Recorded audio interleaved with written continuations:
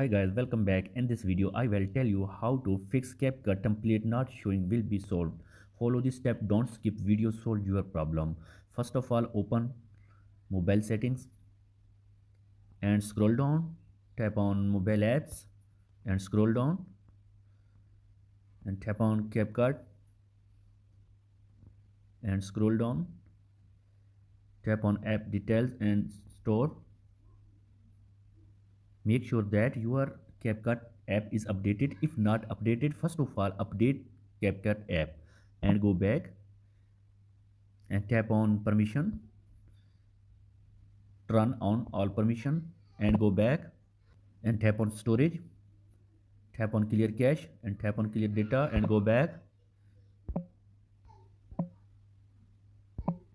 Next open TikTok app, tap on TikTok app and search Capcut new template, new template 2023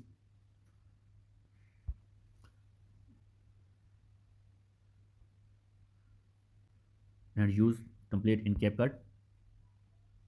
Use template, select any video.